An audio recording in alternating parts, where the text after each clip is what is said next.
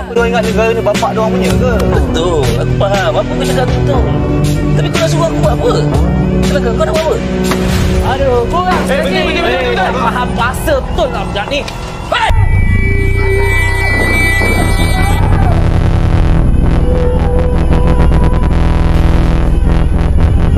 Ada masa dalam hidup kita, kadang-kadang kita kena buat satu perkara yang kita tak suka untuk kita Dan pemenang anugerah pelakon lelaki terbaik Festival Filem Malaysia 30 adalah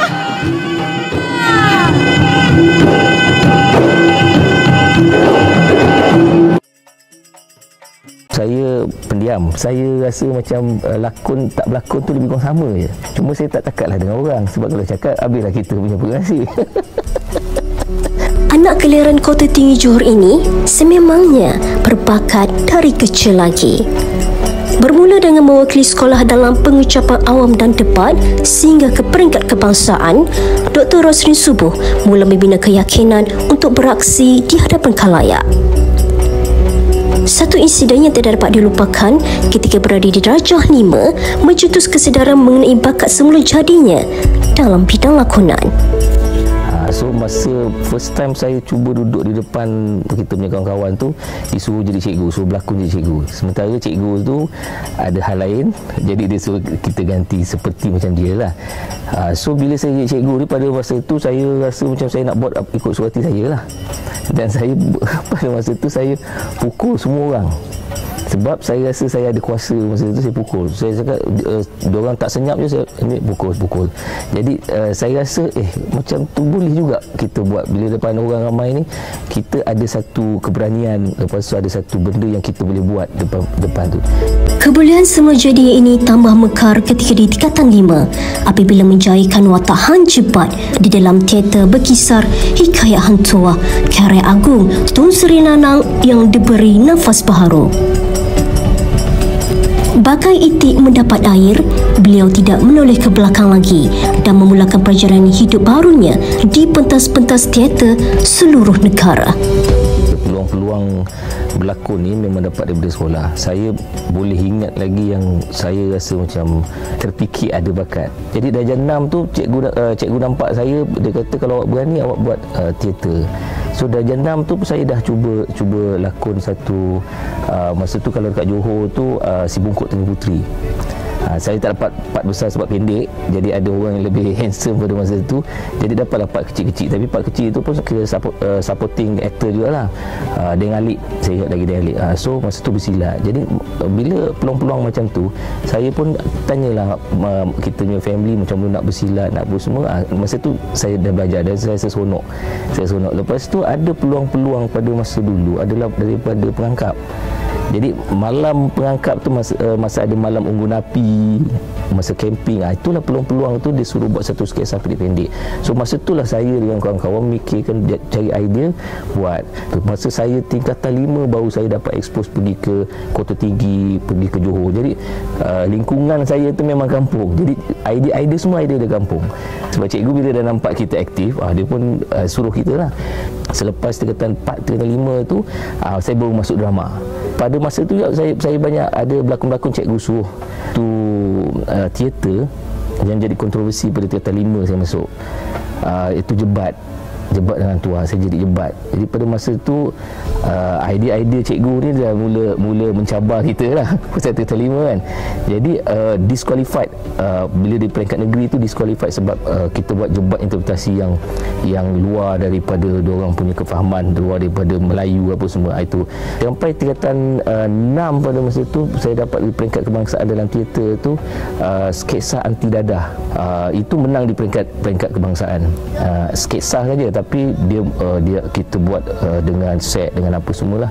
So tingkatan 6 rendah tu antara saya rasa pencapaian dan minat saya tu lebih fokus kepada drama, kepada lakonan. Tu semua lakonan lah. Ada juga peluang-peluang lain macam Hari Guru. Masa tu memang kita je lah. Cikgu tu fikir okey, Rosdin, awak buat satu sketsa untuk guru, kita buat. Jadi bila pelajar ataupun pelajar lain, kawan-kawan kita sokong, jadi kita rasa wah, ini aku rasa boleh buat lah. kita boleh buat. Jadi saya terus sampai tingkatan 6 tu barulah saya pergi ke Johor Bahru, masuk dalam teater-teater pekan teater peringkat negeri, peringkat kebangsaan, pekan teater festival teater Malaysia lah sekarang ni lah. So saya bermula dengan teater juga. So bila bermula dengan teater amatur ni, saya banyak campur dengan ni lah. So dengan orang-orang teater sendiri. Jadi teater amatur ni dia tak ada basic belajar secara formal. So kita join dia, hari-hari kita duduk dengan dia, hari-hari lah kita belajar macam mana nak buat teater secara tu. So saya terfikir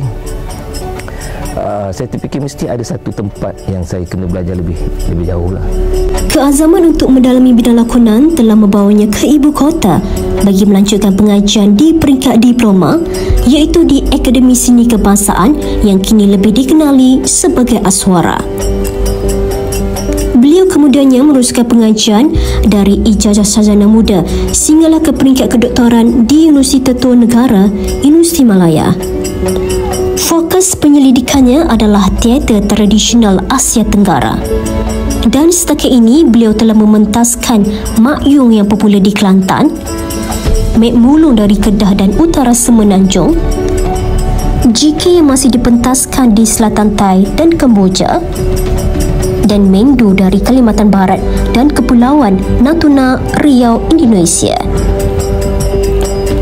Walaupun sudah bergelar ahli akademik, fitrah dirinya sebagai seorang pelakon sekali-kali tidak disingkirkan. Dr. Rusdin akan memastikan persembahan yang terbaik setiap kali beraksi di depan kamera.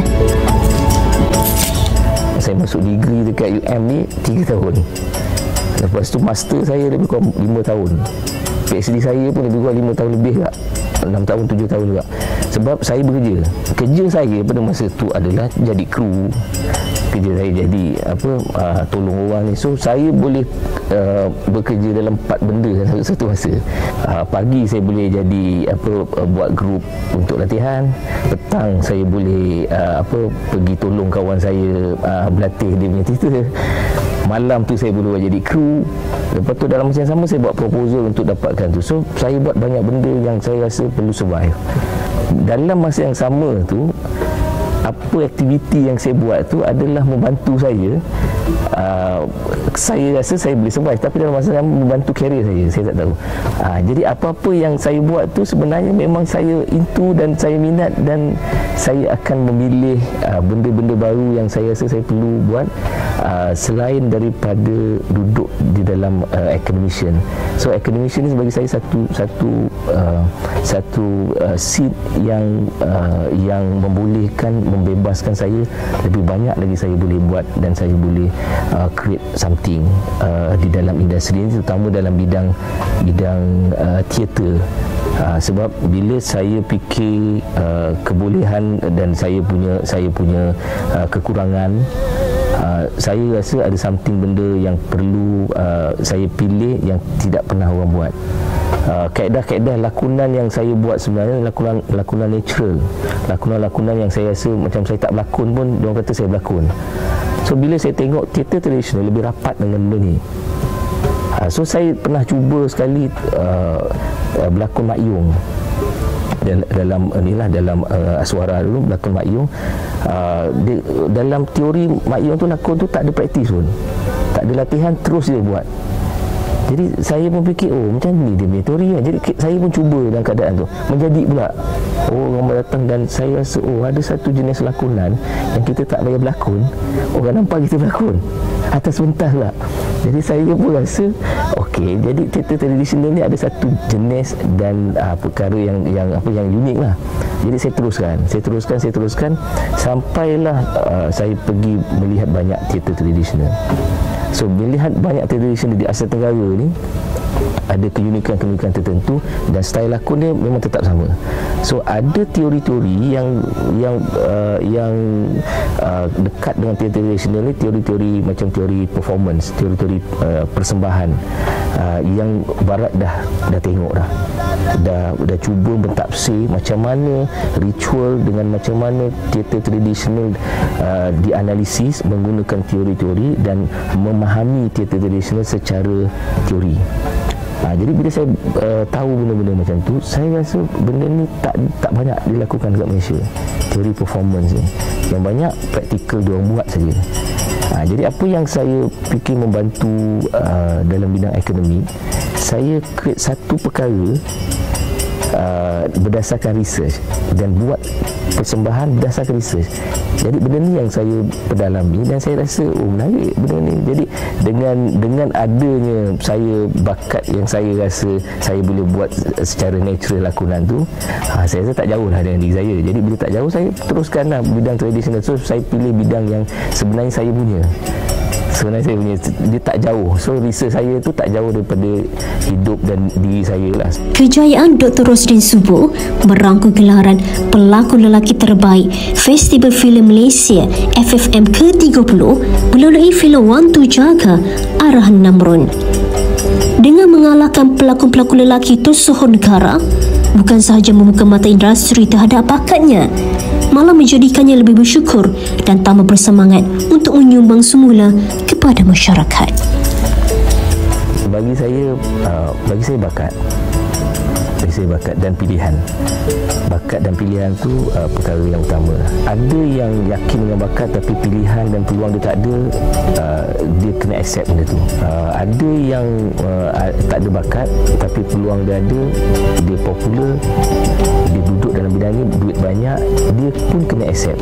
Jadi bukan kata betul tak betul, tapi perkara yang diperolehi dalam bidang ni selalunya berkeadaan macam tu.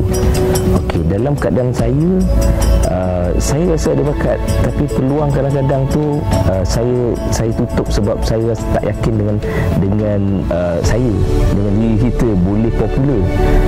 Jadi saya memilih satu benda-benda yang mungkin jalan lain bagi orang tapi sebenarnya dalam bidang yang sama. So saya tak melepaskan peluang saya untuk menunjukkan bakat saya. Kalau ada lakonan syuting, ada teater, saya tetap berlakon, terutamanya dalam bidang teater tradisional lah. Dalam filem ada orang offer, ada orang nampak memerlukan saya punya bakat, saya tetap buat. Saya tak menolak disebabkan saya tu dah jadi academician. Saya tetap tu sebab itu aktiviti saya fikir. Tapi dengan jadual yang ketat lah, sampai sekarang ada yang kata macam Dr. Rosdin sibuk, kita tak panggil dia. Ada juga yang macam tu. Tapi itu bagi saya peluang yang saya tak dapat, tapi peluang benda lain yang saya dapat. Jadi orang macam pelajar ataupun orang yang nak cebur bidang-bidang macam ni, dia kena pergi kepada limit yang terakhir. Kadang-kadang pergi pada limit yang separuh, dia dah fed up dan dia tak dapat manis itu pada pertengahan limit, dia takkan dapat. Jadi limit yang paling maksimum kita boleh pergi, kita jalan juga, akhirnya dia akan dapat. Tak semestinya popular, tak semestinya duit banyak, tapi dia akan dapat benda tu. Paling tidak dia akan dapat satu kepuasan. So nasihat saya tu tak jadi masalah bidang ni sekarang.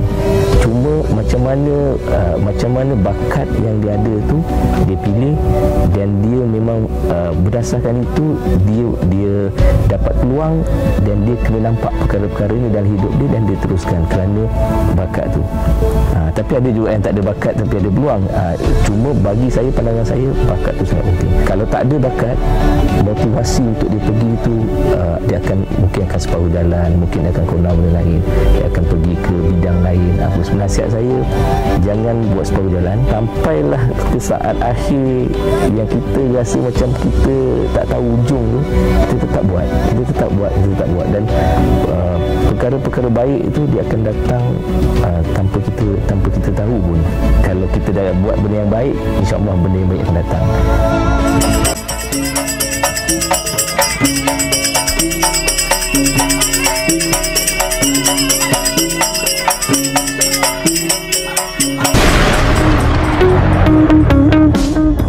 Kerja kita ni bukan main tembak-tembak orang tau.